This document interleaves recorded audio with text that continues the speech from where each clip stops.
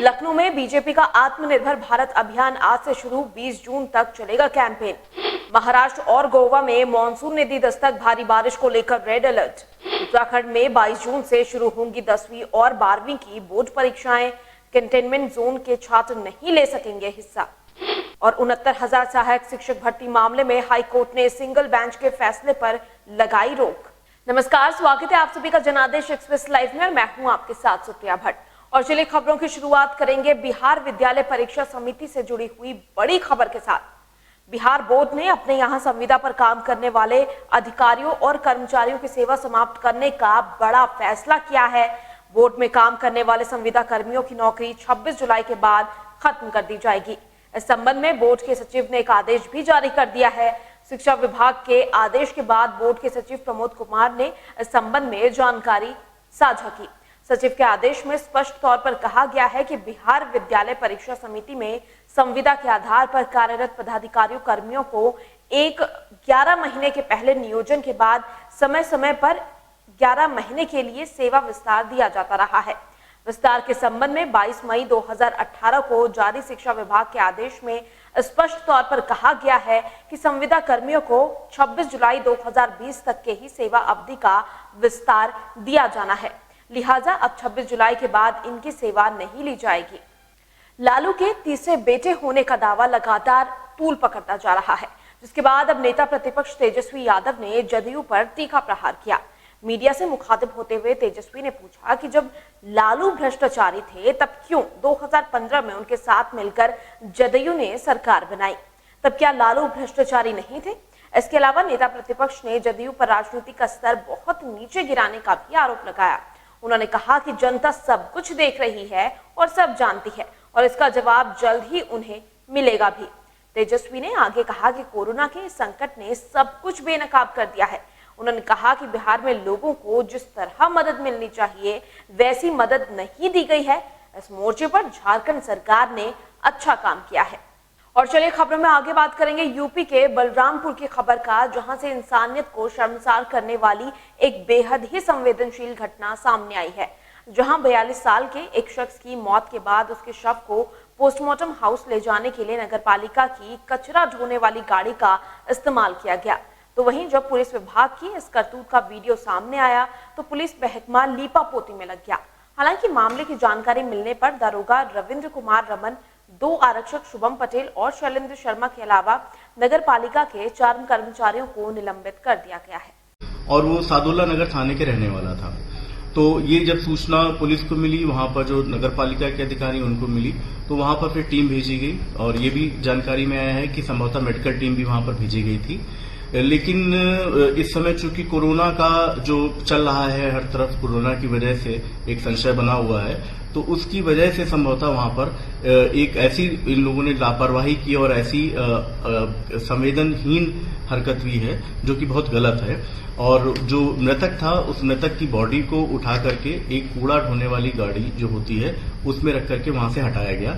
ये बहुत ही गलत बात हुई है। जो वहां पर उपस्थित पुलिसकर्मी थे और जो वहां पर नगर पालिका के जो कर्मचारी थे, और दूसरी चीज ये भी थी कि जो कोरोना का अगर संदिग्ध व्यक्ति भी था तो पूरी तरह से पीपीई किट को पहन करके उस चीज को हैंडल किया जाना चाहिए था। उत्तर प्रदेश के आजमगढ़ जिले में एक दलित बच्ची के साथ छेड़खानी की घटना पर अब सीएम योगी आदित्यनाथ ने सख्त कार्रवाई के आदेश जारी कर दिए हैं। सीएम योगी ने परवेज, फैजान, नूर आलम, सदरे आलम समेत 12 गिरफ्तार आरोपियों पर तत्काल एनएसए लगाने के आदेश जारी कर दिए हैं। मामले में थानाध्यक्ष महाराजगंज सस्पेंड भी कर दिए गए हैं। इस घटना में फरार चल रहे 7 आरोपियों पर 25-25 हजार का इनाम भी घोषित किया गया है। बता दें कि ट्यूबवेल पर पानी लेने जा रही दलित बालिकाओं से गांव के कुछ दबंग लोग छेड़खानी करते थे। जब बालिकाओं ने विरोध किया तो दबंगों ने दलित को बुरी तरह से मारा।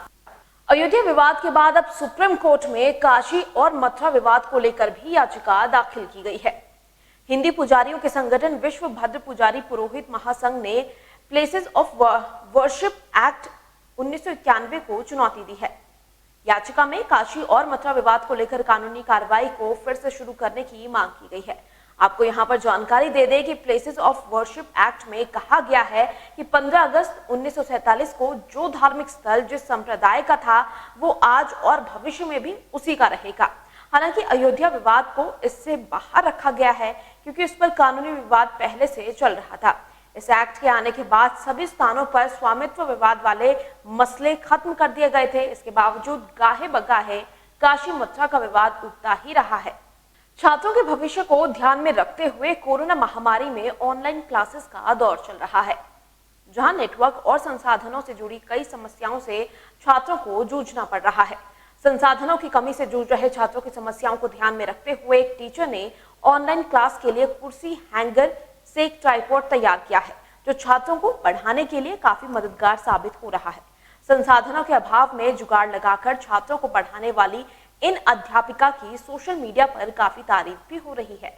महाराष्ट्र के पुणे शहर में रहने वाली मौमिता एक वरिष्ठ लेक्चरर है, जिनके पास ऑनलाइन क्लासेस के संचालन के लिए जरूरी ट्राइपॉड नहीं था। इस समस्या को देखते हुए उन्होंने कुर्सी, हैंगर और कपड़े की कतरन की मदद से जुगाड़ कर ट्राइपॉड बना लिया, जिसके बाद उन्होंने इसका वीडियो भी सोशल मीडिया पर साझा किया, जो वायरल होने के साथ साथ काफी सराहा भी जा रहा है। और फिलहाल यहाँ रुकेंगे एक छोटे से ब्रेक के लिए, जल्द हाजिर होते हैं कुछ और खबरों के साथ।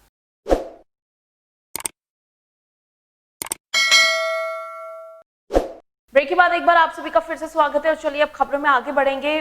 बात करेंगे उत्तराखंड की खबर का, जहां उत्तराखंड बोर्ड परीक्षाओं को लेकर के पिछले लंबे समय से चला आ रहा असमंजस खत्म होता नजर आ रहा है। दरअसल कोरोना वायरस के कहर के चलते देश के अन्य राज्यों की तरह उत्तराखंड में भी 10वीं और 12वीं की बोर्ड परीक्षाओं को स्थगित कर दिया गया था। हालांकि अब जबकि इन परीक्षाओं की नई तारीखों का ऐलान भी कर दिया गया है, तभी कंटेनमेंट जोन के स्टूडेंट्स के परीक्षा में हिस्सा लेने या ना लेने को लगातार असमंजस के हालात बने हुए थे। अब इसी स्थिति को स्पष्ट कर दिया गया है। दरअसल उत्तराखंड शिक्षा विभाग ने आखिरकार इस बात को लेकर फैसला लिया है कि कंटेनमेंट जोन के स्टूडेंट्स राज्य की 10वीं और 12वीं की बोर्ड परीक्षाओं में हिस्सा नहीं ले सकेंगे। शिक्षा विभाग ने कहा है कि वो कंटेनमेंट जोन में उत्तराखंड बोर्ड की 10वीं और 12वीं की बची परीक्षाएं आयोजित नहीं कराएगा।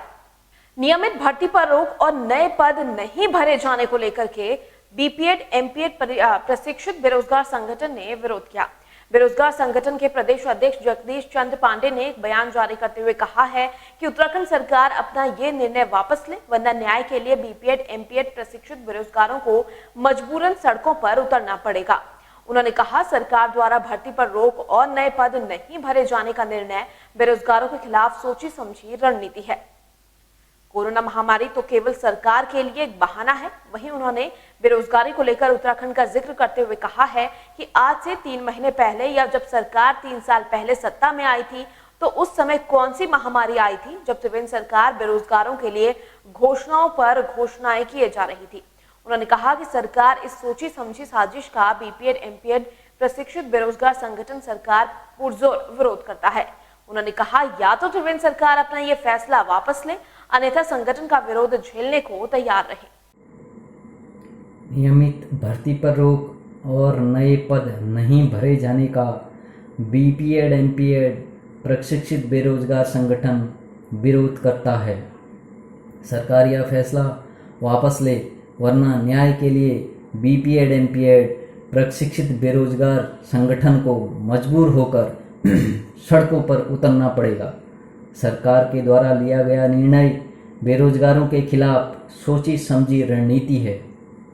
कोरोना तो सरकार के लिए एक बहाना मात्र है। हम अगर उत्तराखंड के परिप्रेक्ष्य में बात करें तो आज से 3 महीने पहले या जब उत्तराखंड में बीजेपी की सरकार सत्ता में आई थी, तो उस समय कौन सी महामारी आई थी। और चलिए खबरों में आगे रुक करेंगे रुड़की की खबर का, जहां पुलिस ने घर से गायब हुए कोरोना संक्रमित व्यक्तियों पर अब शिकंजा कसा है। जी हां, गंगनहर कोतवाली क्षेत्र के सुनहरा में फरीदाबाद का रहने वाला एक व्यक्ति में कोरोना संक्रमण की पुष्टि हुई थी, लेकिन 10 जून को जब स्वास्थ्य विभाग पुलिस प्रशासन की टीम व्यक्ति को लेने उसके बताए गए पते पर पहुंची, तो वो व्यक्ति गायब मिला, जिससे पुलिस प्रशासन और स्वास्थ्य विभाग की टीम में हड़कंप मच गया। वहीं देर शाम व्यक्ति के अपने घर फरीदाबाद में होने की सूचना मिली। पुलिस ने व्यक्ति को वहीं भर्ती कराने की सलाह दी। साथ ही साथ एक मामला मंगलौर क्षेत्र से भी सामने आया है, जिसमें व्यक्ति दिल्ली से लौटा था, जिसके सैंपल लिए गए थे और होम क्वारंटीन के लिए कहा गया था। लेकिन स्वास्थ्य विभाग और पुलिस की टीम व्यक्ति को लेने जब पहुंची, तो उक्त व्यक्ति बाजार में दोस्तों के साथ घूमता मिला, जो कि कोरोना पॉजिटिव निकला था। पुलिस ने अब हरकत में आने के बाद दोनों कोरोना पॉजिटिव व्यक्तियों के खिलाफ 307 और आपदा प्रबंधन के तहत मुकदमा दर्ज कर लिया है। कल एक कोरोना संक्रमित व्यक्ति जिसने अपना पता जानबूझकर गलत लिखाया था, अपने उक्त पते पर रहना नहीं पाया गया, साथ ही उसके द्वारा दिया गया मोबाइल नंबर भी असत्य पाया गया।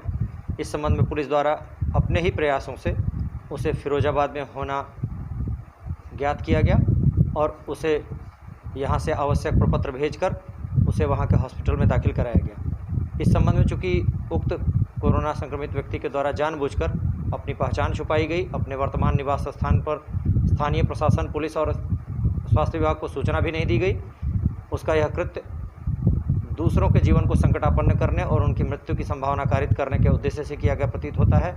इस संबंध में कोतवाली गंग नहर पर अंतर्गत धारा 307, 188 आईपीसी और धारा 51B आपदा प्रबंधन अधिनियम के अभियोग पंजीकृत किया गया है। विवेचना प्रचलित है। देहरादून के क्वारंटीन सेंटर में कल जहां 2 लोगों की मौत हो गई, वहीं गुल्लर घाटी के क्वारंटीन सेंटर में कल देर रात एक युवक ने फांसी लगाकर आत्महत्या कर ली, जिसके बाद क्वारंटीन सेंटर में रह रहे लोगों में हड़कंप मच गया। वहीं आज सुबह करीब 8 बजे क्वारंटीन सेंटर में रह रहे लोगों ने पुलिस को इसकी सूचना दी, जिसके बाद थाना क्षेत्र के पुलिस अधिकारी और स्वास्थ्य कर्मी भी क्वारंटीन सेंटर पहुंच गए। क्वारंटीन सेंटर पहुंची पुलिस मामले की जांच में जुट गई है। आपको बता दें कि कल रात ऋषिकेश एम्स में 2 कोरोना संक्रमितों की मौत हो गई थी, जिनमें 70 साल के बुजुर्ग भी शामिल है। ये बुजुर्ग GMS रोड निवासी बताए जा रहे हैं, जिन्हें कल रात ही एम्स में भर्ती कराया गया था। लॉकडाउन 5 के बीच बाजारों के खुलने का समय बढ़ा है, जिसको देखते हुए अब शहर और देहात क्षेत्रों में बदमाश भी सक्रिय हो गए हैं। आपको बता दें, पिछले दिनों भगवानपुर पुलिस ने लूट की योजना बना रहे 4 बदमाशों को गिरफ्तार किया था। बाजारों में भीड़ बढ़ने से झपटमारों का लगातार सक्रिय नजर आना अब पुलिस प्रशासन के लिए दोहरी चुनौती बन गया है।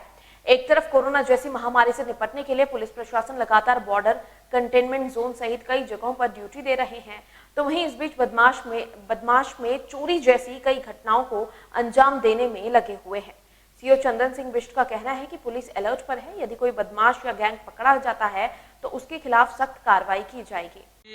काफ़ी समय से सब कुछ ठीक चल रहा था, क्योंकि लॉकडाउन था तो किसी की हिम्मत बाहर आने की नहीं हो रही थी।